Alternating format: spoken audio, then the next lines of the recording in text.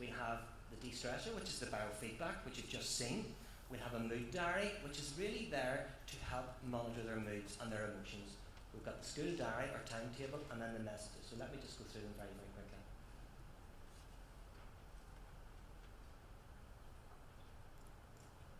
So the mood diary is critical, okay? One of the things we want to do is pick up, number one, how you're actually feeling. For some kids, when you say to them, how are you feeling, you'll get happy, sad, or angry.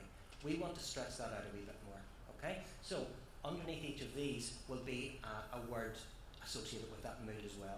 But also critically, what we also need to look at is their sense of excitement or arousal, okay? How are you actually feeling inside? So are you feeling quite calm inside, or is it like a washing machine going around inside your tummy? So if we can then collate that and build up a picture, we can get a great picture of their emotions and their mood over a period of time. Because when you ask a kid how they're feeling, we need them to calibrate that. So we need to say, well, look, if you're feeling a wee bit sad, how sad are you feeling? So then move that little scale up and down. It'll be a scale of 1 to 5. We'll also have the meditations for them. But what we also want to do is put in organisational planning. So for example, they will program their school timetable into this app. Okay? So they will get messages every morning saying, today it's Thursday, you've got maths, English and chemistry. Have you got your maths books out? Have you got your English books out? Have you your chemistry books? And have you done your homework? Okay?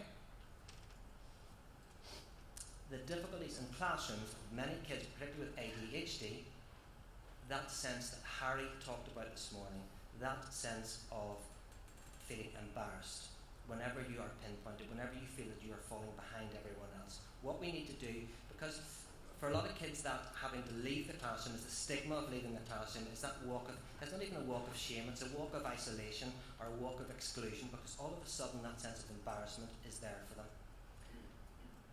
And what we need to do is to have a facility where the teacher can communicate with the child through this app on their iPad in the classroom. So the teacher can basically say, hit it up and say, did you understand that lesson we've just done? The pupil go back, no thanks, I'm okay, I got most of what I needed.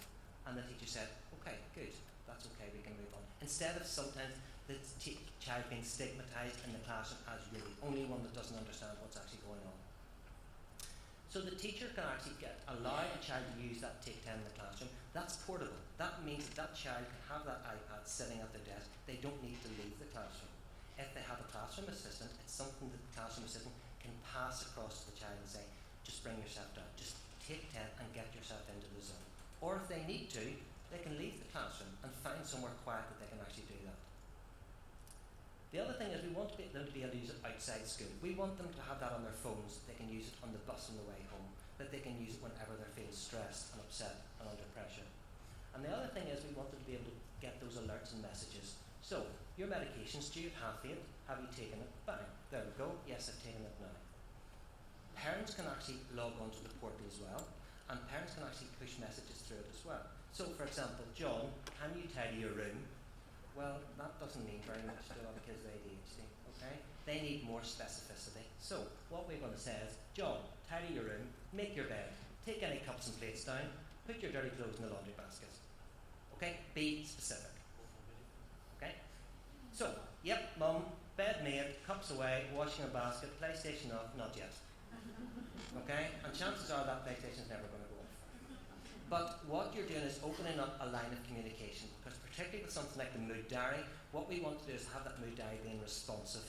So if over a period of days that child was having quite a low mood, that would alert the parent and the teacher, and that they could then step forward and make that intervention. So at this point in time, it's in the developmental stage, but we're moving on very quickly with it. If anyone would like to see more, I'm on the stand outside. Apologies for the delay in the slides. Thank you very much for being so patient. I hope you enjoyed it. Thank you.